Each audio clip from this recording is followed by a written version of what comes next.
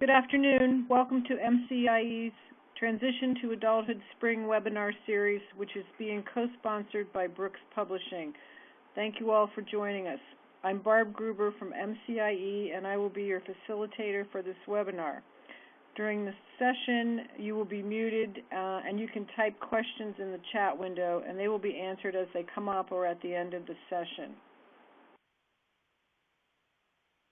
I wanted to remind you that there's a special offer from Brooks Publishing for the series. By registering for today's webinar, you can get an exclusive 30% discount on any Brooks books authored by the webinar presenters for the spring session. Also, we hope you can join us for our final spring session on March 31st. The session is Best Practices in Transition Planning to Promote the Employment of Youth with Significant Disabilities, and that's with Paul Wayman. Today's session is on transition planning for culturally and linguistically diverse youth with disabilities with our presenter, Gary Greene. Dr. Greene is a retired professor of special education from California State University, Long Beach, where he taught special education teaching, credential, and master's degree courses for 25 years.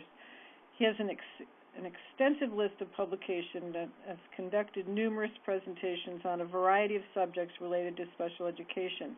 Dr. Greene's specialty area is the transition of youth with disabilities from school to a quality adult life, with a particular emphasis in transitioning planning for youth with disabilities who are culturally and linguistically diverse. So let me get your presentation up here, Gary. So it's my pleasure to turn it over to you, Gary.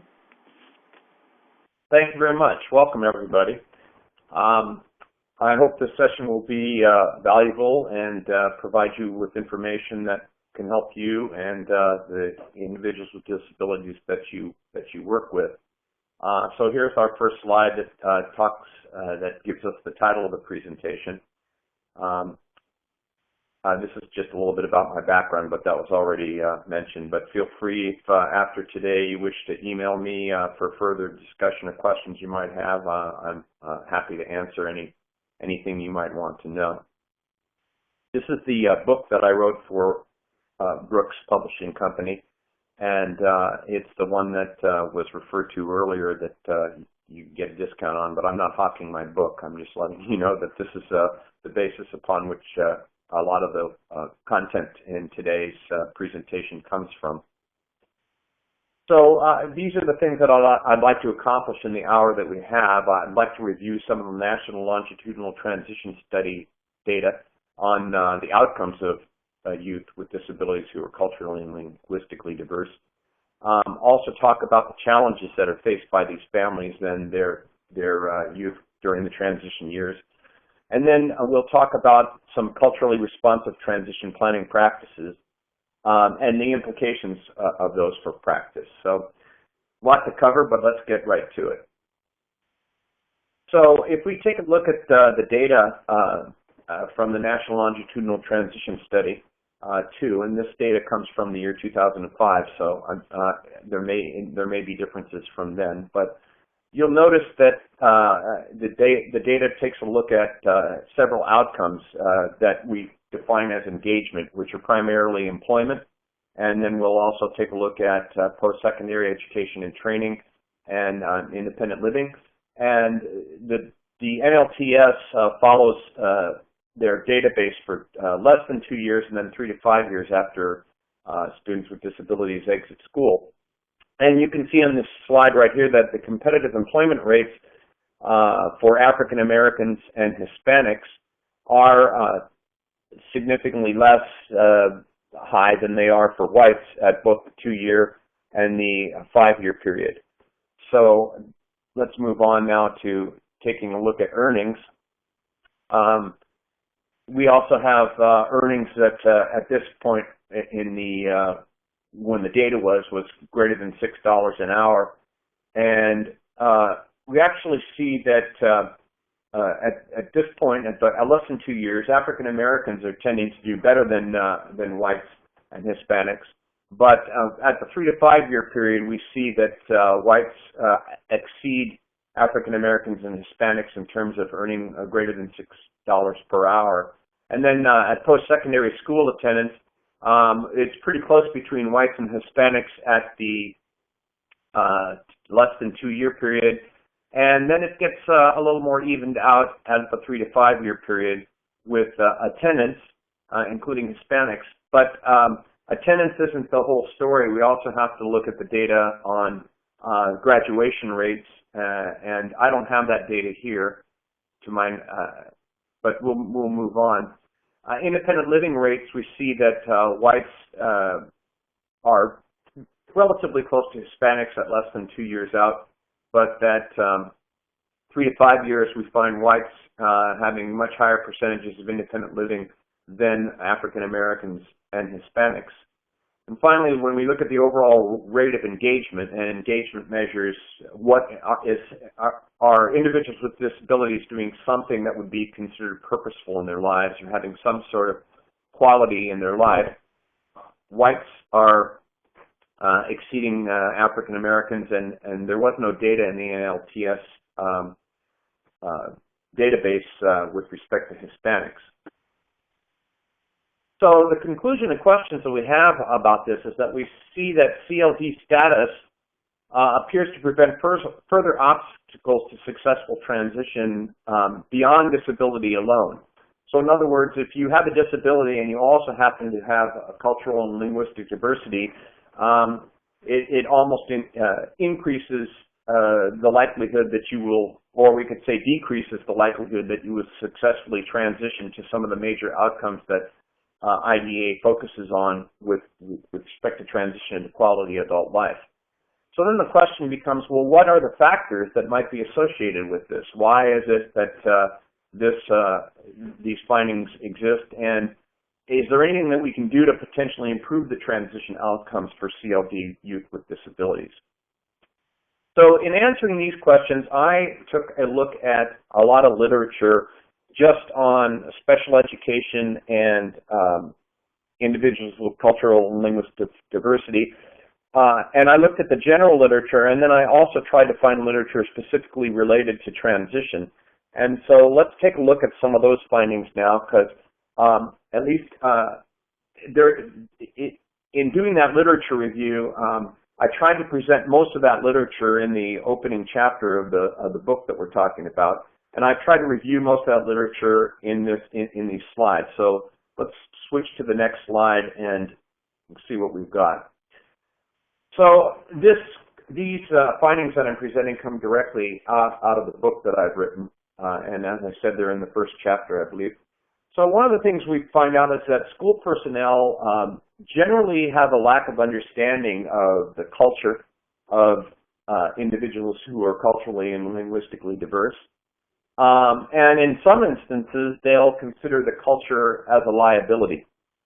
So an example of culture as a liability, I can give you an example. When I was teaching special education in my early elementary years, not my personal early, I mean when I was teaching in my early years of my career in elementary school, at an IEP meeting, a parent was in attendance this was a Hispanic home, and the young man that I was teaching in my resource specialist program, a comment was made by a fourth grade teacher on with respect to the student who I was working with not doing his homework. And the comment that was made, well, you know, Hispanic families, they're not, you know, education really isn't a priority to them anyway, so it doesn't surprise me that Salvador isn't getting his homework done. That's an example of parents' culture as a liability. That was a direct statement by a teacher stating that because Salvador is Hispanic, his parents don't care and education isn't a priority to them. And in fact, it's also an example of school personnel lacking an understanding of CLD parents, because in this particular instance, both parents were working more than one job, and the responsibility for you know, keeping track of homework often fell upon or was placed upon the older the older kids in the family to help with the younger kids in the family to make sure that they got their homework done. So this was a general lack of understanding by the fourth grade teacher of, this family's culture and their structure and the way they were doing things at the home. And that can lead to the second point on here is that obviously there was, in that statement that was made, a bit of a lack of respect for this family. Like, especially when the statement was made, well, they don't care. They don't care about education. Because, in fact, the literature shows that they care very much about education for their families and their children. And then school personnel lacking an acknowledgement of CLD families' hopes and dreams for their child's future. This particular finding is that sometimes those of us in special education can be placing our value system on what the hopes and dreams are for the child's future, be it that they're going to go to college or be it that they're going to move out of the home and independently live and become separated from the family and raise their own families. And in some instances, CLD families, that's not the path that they want their children to take. It might be the path in the long-term future, but not in the immediate future. And you'll see reasons for that in some of the slides. But an example might be where a family wants a son or daughter to continue to live at the home and help contribute to the family's income for a while, or help with care of an elderly parent, or care of the children, and not move out of the house immediately. So then we also look at the barriers on the flip side of what families who are from culturally and linguistically diverse backgrounds have when it comes to the school system and the transition of their students. And in general, we found that many parents who are from cultures and linguistically diverse backgrounds, they don't necessarily have an understanding of the legal requirements for transition. And they're not exactly clear on what their rights are and what they're entitled to while their children are in school and entering the transition years. And since I've retired from my work at Cal State Long Beach, I've been involved a lot in doing independent educational evaluations in transition. And I'm finding a good percentage of the families that I'm working with are being connected with advocacy groups who are specifically looking to work with families who are from CLD backgrounds, Koreans and Hispanics, for example. And there are advocates out there, and there are advocacy organizations that are doing outreach to these families because they're not really familiar with what the system is and what their rights are and what they're entitled to. We also find that in the literature, when you talk to these families in focus groups, a lot of times they'll report some of the racial and cultural stereotypes and biases that I've reported to you. An example of a stereotype or a bias of a school professional can be just the time that they decide to hold the transition meeting. Sometimes they want to hold the transition planning meeting during the school hours when the families are working, and they can't leave their jobs to be able to come to the school to do a transition planning meeting. And that's a bit of a bias on the school professionals saying, you've got to meet during what is convenient for us, not we're going to find a time to meet that's convenient for you. Then we also find immigration issues. This is from data from in the Southwest Texas area. We find that because some families have immigration status that isn't that's at risk, they're very hesitant to show up to meetings, or they're very hesitant to challenge anything that's said in the meeting for fear of being deported. Many times when they're in the meeting, they lack the language proficiency so that they can understand what's being said in the meeting. And we also find that some families from CLD backgrounds, they have differences in attitudes and norms for their children, as opposed to what the American westernized plan is for the kids to move out of the house and move on. And I've already spoken about this. And then you'll often find generational conflict that's related to transition to adult life. The more time, or the more time that a family has spent in this country and the generational status of their children, there can be differences because some families, the first generation has a certain expectation of their children of what they would like for them to do after they're leaving school, whereas the second generation, who is now in this country and has been here for quite some time, they may have a different hope and dream for what they want to do. And so we can get into generational conflicts, whereas a son or daughter may say they've more adopted the Americanized idea of I'm going to go out of the house and I'm going to make a life for myself, and the first generation, their parents are still hoping and expecting them to spend time with the family and help care with the family before they transition. You can get into those kinds of conflicts. And if you're not aware of those types of things, and you ask a student with a cultural and linguistic diverse background to advocate for themselves in a transition planning meeting, you could be putting them in a situation where they're coming into direct conflict with their family's values, and that's an uncomfortable situation. So we need to be aware of that. Then we have school-imposed barriers, which I already mentioned some, where we have inflexible scheduling of conferences, or we have very limited time for a conference. Because when we get into cultural reciprocity, which will come later in some of our slides, and we talk about what are the things that are involved in establishing a good culturally reciprocal relationship with a family who it comes from cultural background different than our own. Sometimes that takes a little bit more time to develop that type of rapport.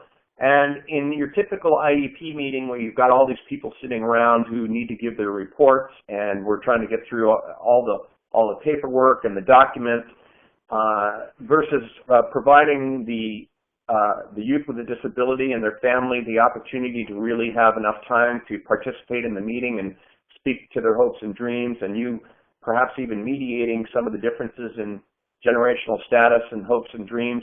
That takes some time. So if we've got a limited time for a conference, it can be very difficult to make that happen. And then we're all guilty of this, of using educational jargon when we talk about using IEP, API scores, SST. I just threw a few up there. We have to be very careful in meetings that parents understand what we're talking about. And then there's the last point on this slide is just the structure and power and the meeting dynamics. There's plenty of literature to show that, in fact, it was Beth Harry, I believe, who did a lot of this work, who talks about that when you enter into an IEP meeting and the parent is one amongst many people who are in the room, it can be intimidating, and the power can be shifted toward the school and less toward the family and the individual with the disability, and the meeting dynamics can be intimidating to them. So these are some of the school-imposed barriers that exist. Now, I might add that some of these school-imposed barriers, or the things that I've talked about today, aren't necessarily exclusively true for families who are culturally and linguistically diverse. These things that we've presented just on this slide can be true of all people who participate in an IEP meeting from any family.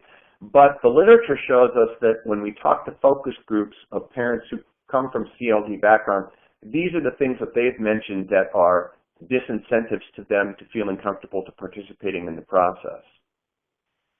Then we have other factors. Low socioeconomic status can lead to stereotypes in school personnel.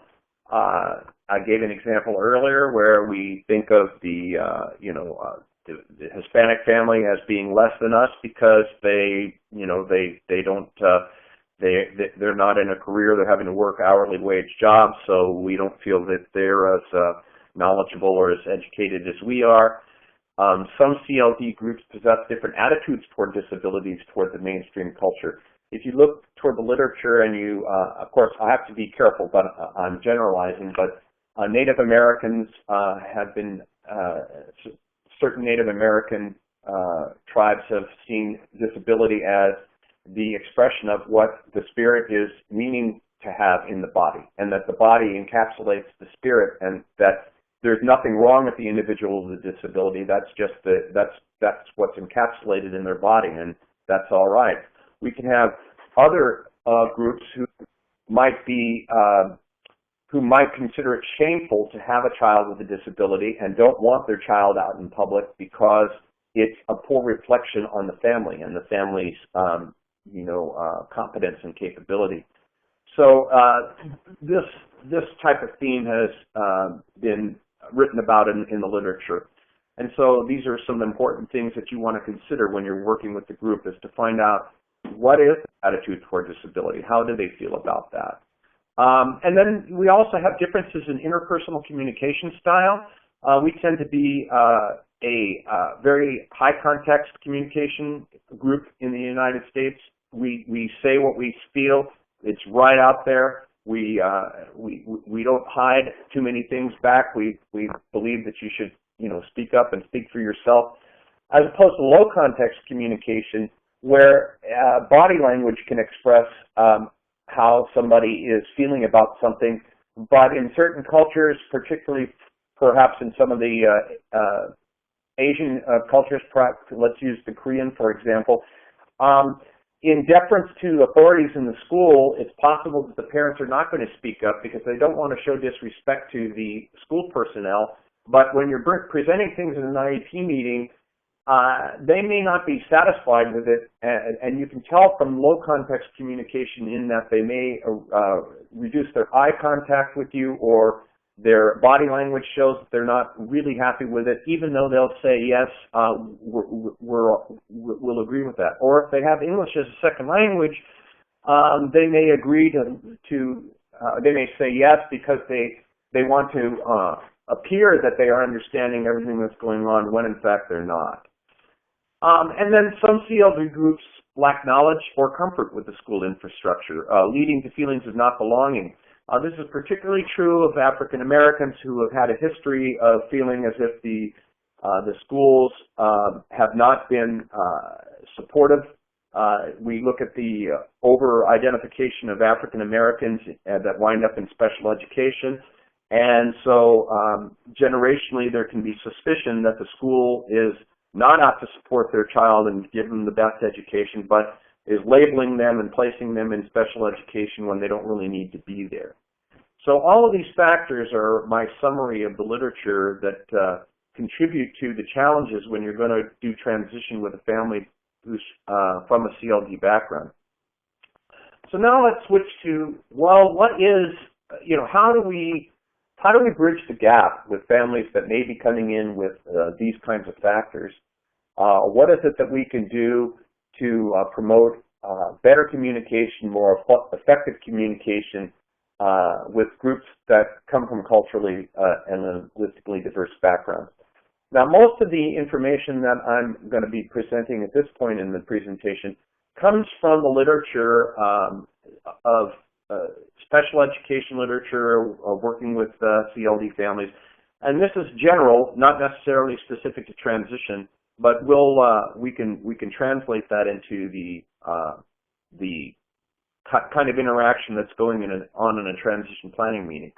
And I also have to say that sometimes when I look at this literature, I go, well, a lot of this stuff is a no-brainer to me. I mean, why wouldn't we do this anyway? Why wouldn't we respond to all families in a culturally responsive manner? Why do we have to do something different for families who are culturally and linguistically diverse? And that might just reflect my own personal attitude and belief about interaction.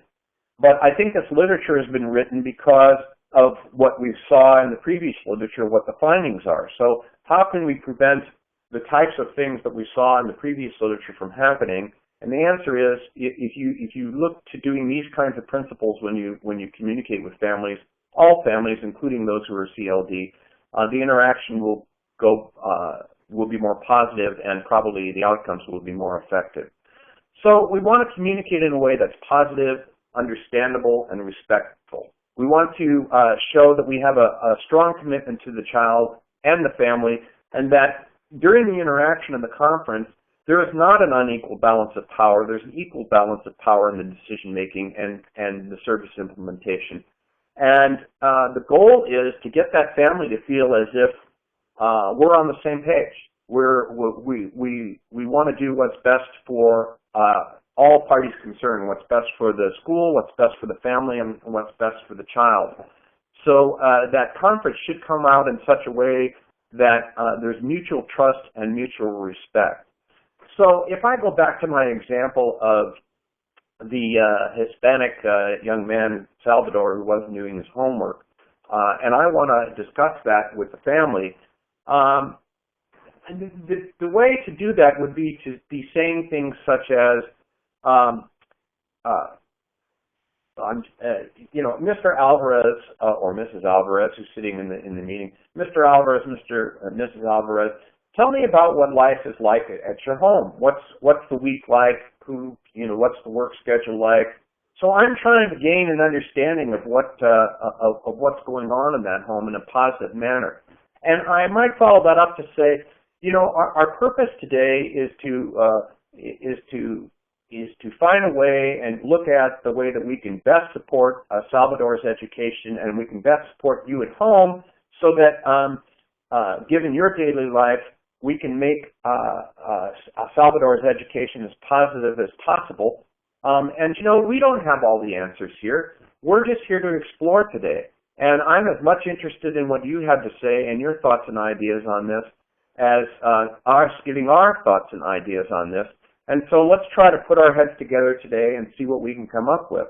A conversation of that type is modeling what we're talking about here, where the school shows mutual trust and respect to the family. You're showing that you're a commitment to the child and the family, and it's not, we're going to tell you what to do. It's let's find out how we can do this together. So that's an example of some of these characteristics that Blue Banning et al. Talk about. So one of the ways that we can translate this into a transition planning meeting is to begin by engaging in culturally responsive communication and using a person-centered, family-centered approach, so that the approach that you're using is focusing on the individuals who you're talking to and what their family needs and dynamics are. And as I said, I think that that's a no-brainer. But in some instances with people who might be different from myself, or people who are in your school systems, perhaps you're going to have to provide some cultural competence training to these individuals so that they can understand and take a look at some of the different dynamics that are involved in culture and cultural differences. And it's not just enough to train the special education personnel.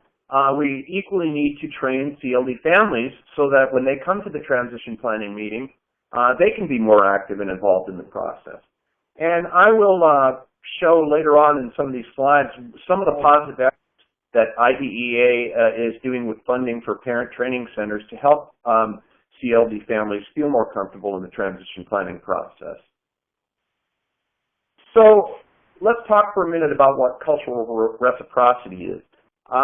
This is a term that's been around for quite some time, and I'm quoting the work from Tellian-Cure and Harry with respect to what cultural reciprocity is defined to be. So what we're talking about is a way to enhance relationships with all families. As I said before, I think we need to do this with all families, including families who come from CLD backgrounds.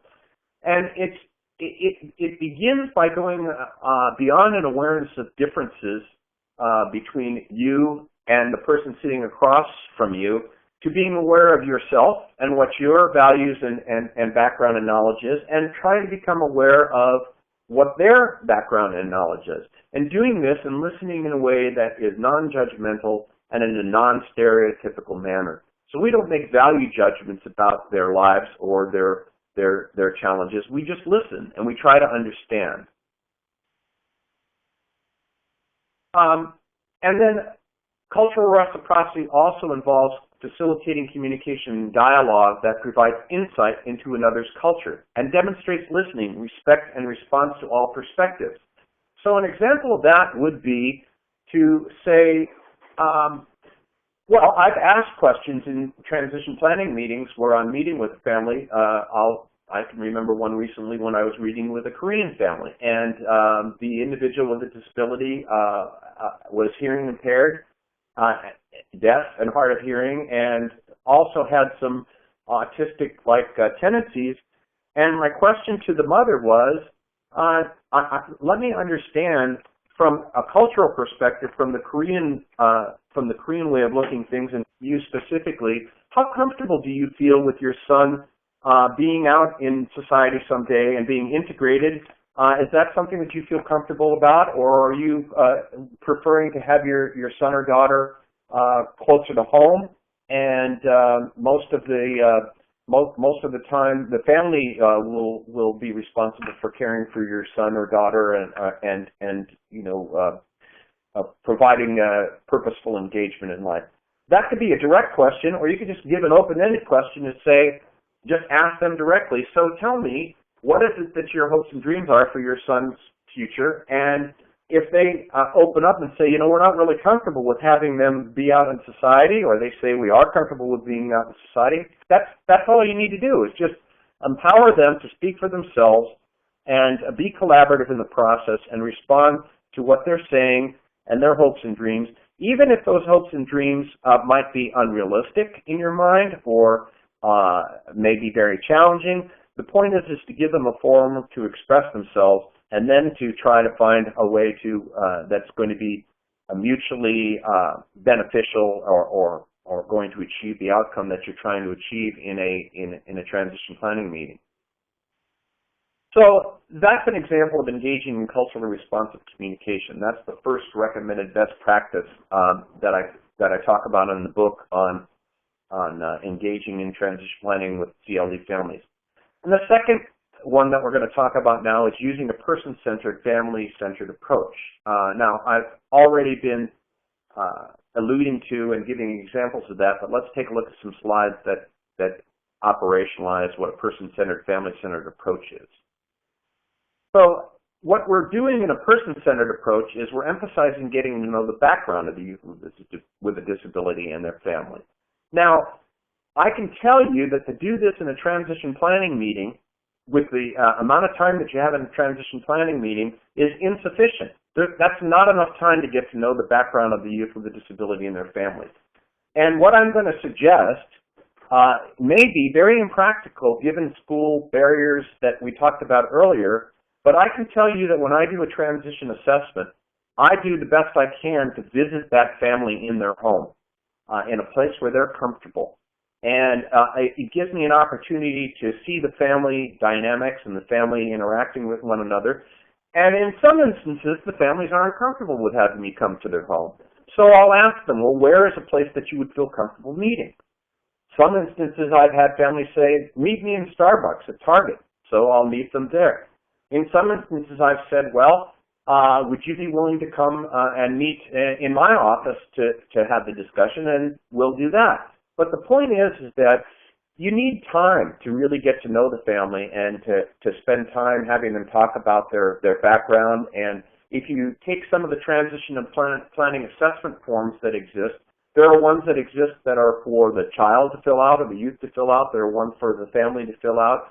But I often use what I call it comes from the McGill Action Planning System, where you ask a lot of questions. You ask who are the people who are important in your life, and tell me what people like about you, what they don't like about you. This is to the individual with a disability, and I ask questions of the parents, and they fill out forms. And the entire process, probably from beginning to end, requires several hours that don't happen in a 20-minute transition planning meeting. So in person-centered planning, you've got to find a way to get to know the background of that youth with disability and their family.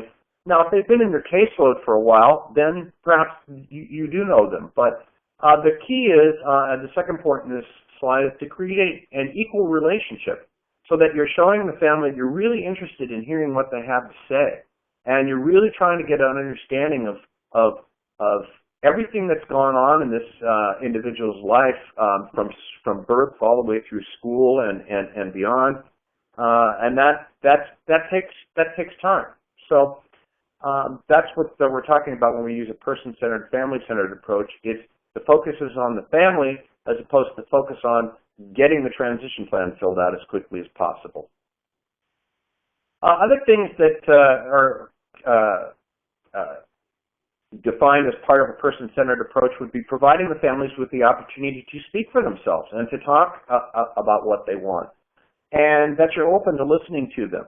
And you're saying that, okay, well, we need to come up with a plan that is going to work for you as a family and work for your you're talking to the individual with a disability that will work for them, and it's going to be a quality collaboration between all individuals.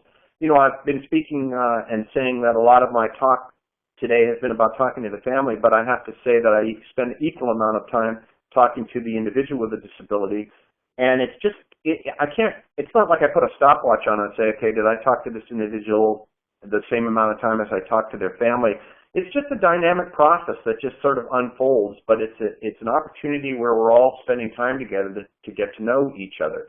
And if the individual with a disability is able to speak for themselves, by all means, you should direct the questions to them and have them speak for themselves.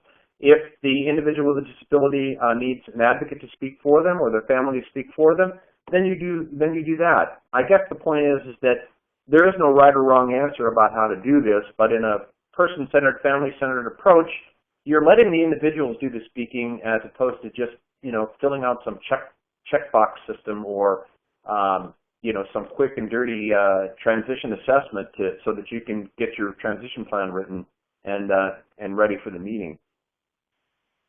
So here's some of the things that are example of person-centered approach. I've already mentioned taking time and making an effort to get to know the background of the family, asking important questions such as, what language is spoken at the home?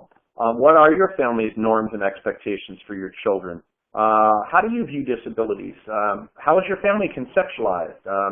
You know, is it mom, dad? Is it single mom? Is it are the brothers and sisters take part in helping with the things that go on in the home? You know, let's just get an idea of how that works. So those are examples then of using person-centered, family-centered approaches. And then the third item here on a recommended best practice for helping with transition planning with CLD families, as I mentioned previously, is to provide training to special education and transition personnel, and to also provide training to the parents so that they can become more actively involved. So all of you folks who are on the webinar today, this is an example of you taking the advantage of becoming or looking to become culturally competent at your training, or oftentimes I find sometimes I'm preaching to the choir. I don't know who all of you are out there that I'm reading on my screen, but sometimes I attend sessions just to find out if I'm still up to date on things and if what my knowledge base is a good knowledge base, or if there's something new in the field that I hadn't considered and I can grow and become more professionally competent. But that's just us who are on the phone. When we look at the large numbers of individuals out there who are working in public schools with families who are culturally and linguistically diverse, and some of the literature shows that the knowledge base is not as wide and deep as it could or should be, and that more training is needed. And so you may want to consider after today with your colleagues in your districts going back and trying to provide them with greater breadth and depth of knowledge. And the book that I wrote is just one vehicle for doing that. I mean, you could also go directly to the literature and do that. Or you could have a special session in your district or your state or region, which often occurs. And I've just been invited recently to Kansas, and Kansas is having a statewide conference where equity issues in special education are what's the theme of the conference, and they're asking me to come and do a presentation on the CLD information. So there's a variety of sources, and then you can just if you read the literature and you're reading all of the publications that are available to us through the Council of Exceptional Children. So there's a variety of ways to gain access to that training, and I encourage individuals to do so. And I also encourage the families to do that. So let's take a look at what's involved in that cultural competence training for transition personnel, special ed, and then for parents. So Beth Harry is one of the pioneers in this area of writing about training for special education teachers with respect to cultural differences. And Beth Harry recommends out of her book that she wrote in 2008 that people in special ed should take coursework that emphasizes multicultural histories and issues. For example, it's important to know some of the work by a person by the name of Ogbu. Ogbu talked about that African Americans can have a different attitude toward school personnel than perhaps a different culture because they came to this country non-voluntarily. They came to this country because they were forced to come to this country, and they were forced into slavery and so on and so forth. And so their cultural background and history sets up a different mindset in terms of the mainstream culture as opposed to someone who came to this country voluntarily and emigrated here freely on their own because they wanted to be here. So understanding a culture's background and history, of course, we have to be careful. We can never generalize to say all people of this culture are this way or all people of this culture are that way. But if you study the cultural history of individuals who are in the United States, and my gosh, there are, you could be doing that for the rest of your life because there's so many different cultures that are now represented in our country. But if you understand their cultural history, that can be important. And then you also have to understand that the individuals that you're dealing with, what generational status are they? How long have they been in this country? Where are their values? Have they become more toward the mainstream American values, or are they still holding on to part of their original home cultural values? To what degree have they assimilated into society? And that's part of the whole history process that you want to look at. And then it's very important to take a look at your own personal values regarding diversity. You know, there are no one amongst us who don't have prejudices and stereotypes. We all have them, and we also have our own cultural background and our own cultural history. And we need to take a look at that. We need to take a look at what our own personal values are and what our attitudes are about diversity. And it's okay to own what you have. You know, it doesn't mean that your attitudes are not okay or are okay. I guess the point is that once you're clear on what your own personal values are regarding diversity and what your beliefs and expectations are, that can clarify for you why you might approach a family in one way or another, or you might approach a family in a very positive way, or think you're approaching a family in a positive way, and in fact you're not, because your value system is different from what their value system is. I'll give you an example of that. In my book, I gave some case studies, and so I talked about a case study of a young woman, and these are all fictional, by the way. A young woman who graduated college in special education in mainstream U.S.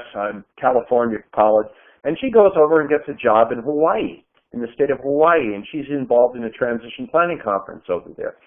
And she's involved with a family, and the family is in the entertainment industry. They're all musicians, and they play music, and they're involved in the shows that are at the hotels, at the luau's, and the young man George, he's a very talented musician, and he's very good at what he does. And the teacher in the special ed transition planning conference says, well, George, you're about to graduate high school, and let's talk about what you want to do after high school. In my life, when I was growing up, my father used to quote John Kennedy and say, if you want a good job, get a good education. And so I think it's probably really important for you to consider going on to college so that you can, because it shows that individuals who go to college have better income outcomes and career outcomes. And the family says, well, that's not always the case in Hawaii. And George says, I'm not sure I want to go to college. I'm really interested in continuing to pursue my music career. And, I may not want to go to college right away. Well, instead of, trying to give George and his family all the reasons why college is so important, even though George is capable, the special education teacher says, well, I didn't realize that. Perhaps that's a different way of looking at things. And so, all right, let's consider that in the transition planning conference. Maybe you want to continue on to pursue your music career and not go to college right away, or go to music school at a later point in time. So there's an example there where, the individual, the special education teacher, was stating her personal values, but she hears the values of the family that are different from hers, and so she adjusts. She adjusts how she takes the transition meeting, and she doesn't make a stereotype saying, oh, Hawaiians don't care about education, it's not important to them. That's why they have such low socioeconomic status over here, and there's so many people who are poor, because they just don't see the value of college. Okay, I'm presenting worst case scenarios, but that's an example of what I'm talking about here. So we need to take a look at what our values are, what our knowledge is of cultures and their diversity, and try to get those into perspective so that we understand the families that we're working with and the children that we're working with. That's what part of what Harry was talking about in terms of clarifying our own knowledge and background. And then we also have to be prepared to engage in actual cross-cultural communication. And, I've learned my cross-cultural communication, I have to say, on the job. I've learned it by doing it, I've learned it by reading it, and I've learned it by trying to model the things that I've read. And maybe that's enough for you to do. But there are opportunities where you can actually, do internships, or where in student teaching or in training sessions we can practice some of the principles that I've talked about, and set up case studies for people to read and get an opportunity to practice some of these cross-cultural communication techniques that I've talked about. And then certainly working in diverse racial settings, socioeconomic settings, which is practically everywhere in America these days. I don't know if there's too many places where that isn't the case. That's going to give you an opportunity to practice your skills as well. In my book that you've been offered to look at today, there's a transition knowledge and skill evaluation instrument. Let me see if I have a slide for this. Yeah, it doesn't come up very clear in this slide, but this instrument is broken down into 3 sections. Section 1 is getting you to see what's your knowledge of the general characteristics of CLD. And Section 2 is what's the quality of the transition planning meeting practices that you use, and what are the things that you do to help promote the family knowledge of school transition agency policies, practices, and procedures. And there's 2 sections to this instrument. There's one that's I'm knowledgeable about that, so we can measure people's knowledge, but the second question on the scale is, how skillful are you at doing that? In other words, it's one thing to leave this presentation today and say, oh, I get it, I understand all of that, but that doesn't mean that you can put it into practice. So I created this instrument as a means to try to measure those things, and I'm involved in some ongoing research right now to validate this instrument and then eventually gather some data on it. With respect to CLD parent training and support, I interviewed Irene Martinez, who was director of Fiesta Educativa in Los Angeles. I got connected with her through attending a national session at a CEC conference, because there are parent training centers established all around the United States for parents of children with disabilities, and there's some specific training centers that are designed strictly for families who are from CLD backgrounds. And so I interviewed her in preparing my chapter here on parent training, and I asked her, so what are things that CLD families need to find out? What do they need to know? And she said that they need to know their legal rights and what their responsibilities are in the transition planning process. And she runs workshops in LA and does outreach to bring parents in to help them with this. She said it's very important that they be connected to other parents, mentors, support groups, community liaisons, so that they don't feel like they're out there alone, so that there are other people who have gone through this process who can help coach them and teach them what they need to know.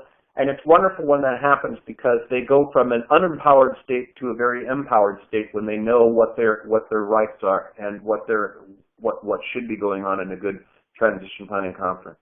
And then they should be provided with well-trained and knowledgeable bilingual and bicultural interpreters to help them understand the transition planning process. This is challenging, very challenging because of all the different languages that we have out there. And it's also challenging because it's one thing to translate, but it's another thing to be able to translate in a form that the parent is going to understand. And we have a lot of educational jargon and a lot of special terminology. And so ideally, it's best to have a translator who has worked within the special ed system and understands it.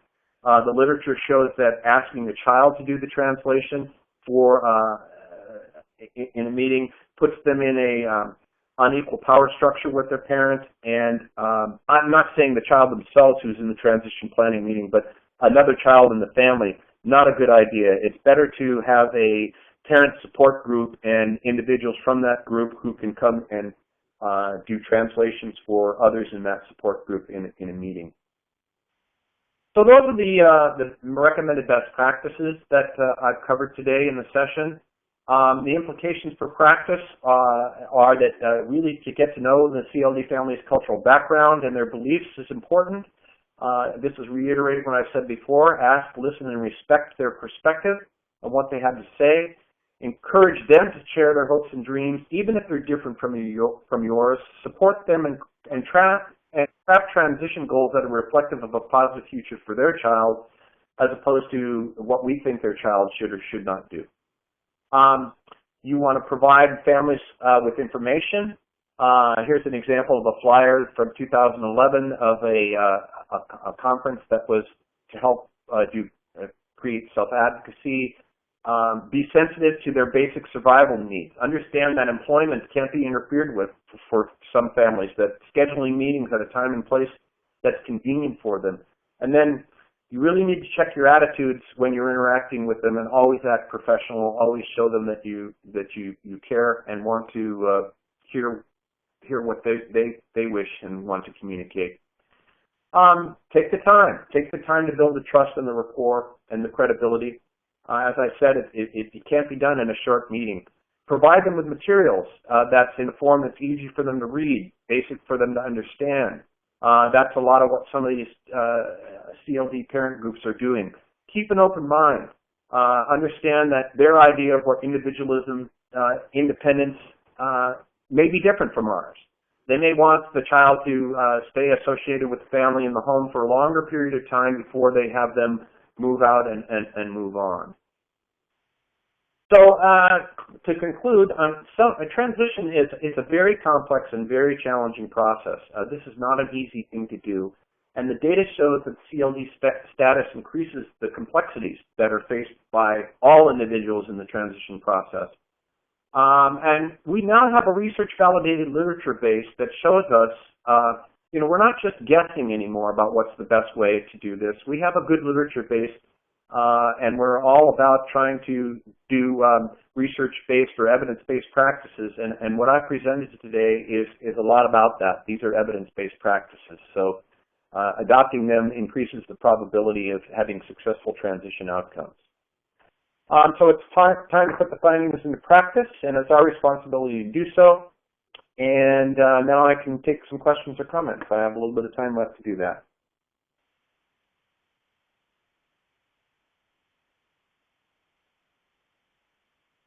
We have several people on the call, and if you have a question you'd like to ask, you can just type it in the chat box there. That would be great.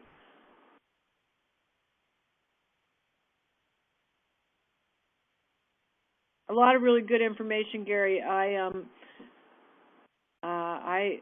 hadn't really thought much about this, but you made all the points. We do a lot of person-centered planning here in our office with the folks we support. Yeah, that's a critical thing. It's really good to hear your voice on the thing because I've been talking for 55 minutes, and if the phone had disconnected, I wouldn't have even known. So that's good. We're out here. We're all out here. Okay.